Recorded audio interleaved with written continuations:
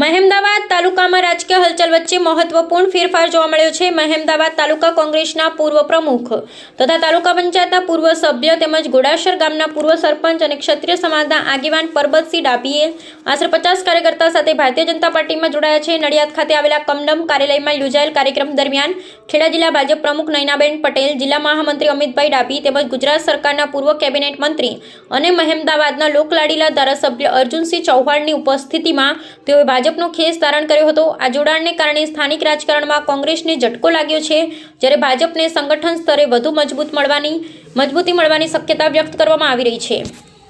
આજે ખેડા જિલ્લા કમલમ ખાતે મહેમદાવાદ વિધાનસભાના 12 વાડા જિલ્લા પંચાયતની સીટમાં મહેમદાવાદ તાલુકા કોંગ્રેસ સમિતિના પ્રમુખ રહી ચૂક્યા, તાલુકા પંચાયતના સભ્ય રહી ચૂક્યા, આટલું બધું સિનિયર આગેવાન હોવા છતાંય ભારતીય જનતા પાર્ટીની વિકાસની નીતિને જોઈ અને આજે ખેડા જિલ્લા કમલમ ખાતે જ્યારે કોંગ્રેસના આટલા સિનિયર આગેવાનના 50 કાર્યકર્તાઓ સાથે ભારતીય જનતા પાર્ટીમાં જોડાવા માટે ઉપસ્થિત થયા હોય ત્યારે અમે બધાએ એમનું ભારતીય જનતા પાર્ટીમાં આજે પાર્ટીના સ્થાપના દિવસે એમને આવકારીને એમને સન્માન્યા છે।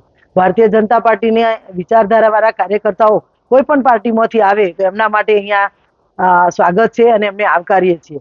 આજે સ્થાપના દિવસે જ્યારે 12 વાડા જિલ્લા પંચાયતની સીટ કોંગ્રેસ મુક્ત થવા જઈ રહી હોય ત્યારે એમની સાથે 1500 જેટલા કાર્યકર્તાઓ, એમના સમર્થકો પણ આજે જોડાવાના હતા।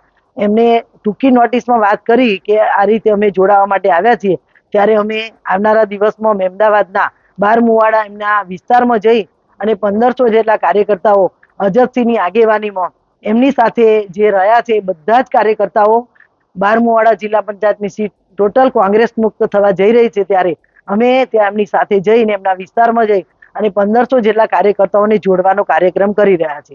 આવી જ રીતે ખેડા જિલ્લામાં બધી જ વિધાનસભાઓમાંથી અલગ અલગ જગ્યાઓથી કોંગ્રેસમાંથી અને અન્ય પક્ષમાંથી પાર્ટીમાં જોડાવા માટે છેલ્લા 10 દિવસથી કાર્યકર્તાઓ ઉત્સુક છે। એમનું લિસ્ટ પણ અહીંયા આવી ગયું છે। સમયને સંજોગો જોતા અહીંયા ઉમેદવારોની સેન્સ પ્રક્રિયા ચાલતી હતી એટલે સમયના અભાવે અમે કાર્યક્રમ કરી શક્યા નથી। આવનારા આ 3-4 દિવસમાં બધા જ વિધાનસભાના કાર્યકર્તાઓને ભારતીય જનતા પાર્ટીમાં જોડાવા માટેનો અમે કાર્યક્રમ કરી રહ્યા છીએ। ખૂબ ઉત્સાહ છે ખેડા જિલ્લાના અન્ય પક્ષમાંથી ભારતીય જનતા પાર્ટીમાં જોડાવા માટે કાર્યકર્તાઓનો। મને વિશ્વાસ છે ભારતીય જનતા પાર્ટીમાં કે ખેડા જિલ્લામાં તમામ સ્થાનિક સ્વરાજ્યની ચૂંટણીઓમાં કોંગ્રેસ મુક્ત ખેડા જિલ્લો બનશે એવો અહીંયા વાતાવરણનું નિર્માણ થયું છે।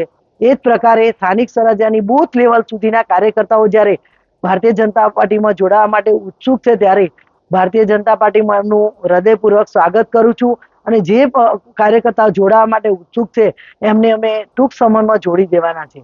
ખૂબ સારું વાતાવરણ ખેડા જિલ્લામાં ભારતીય જનતા પાર્ટી માટે બન્યું છે। કોંગ્રેસ પાર્ટી પાસે ઉમેદવારો પણ સ્થાનિક સ્વરાજ્યની ચૂંટણીમાં નથી। એ પાર્ટીના કાર્યકર્તાઓને ઉમેદવારી કરાવવા માટે શોધી રહ્યા છે, તો કોઈ કાર્યકર્તાઓ ઉમેદવાર બનવાને બદલે ભારતીય જનતા પાર્ટીમાં જોડાવા માટે ઉત્સુક છે। એ પ્રકારેનું વાતાવરણ જ્યારે ખેડા જિલ્લામાં બન્યું હોય ત્યારે મને વિશ્વાસ છે કે ખેડા જિલ્લો કોંગ્રેસ મુક્ત બનશે અને સ્થાનિક સ્વરાજ્યની ચૂંટણીમાં બધી જ સંસ્થાઓ અમે ભારતીય જનતા પાર્ટીની જીતીશું।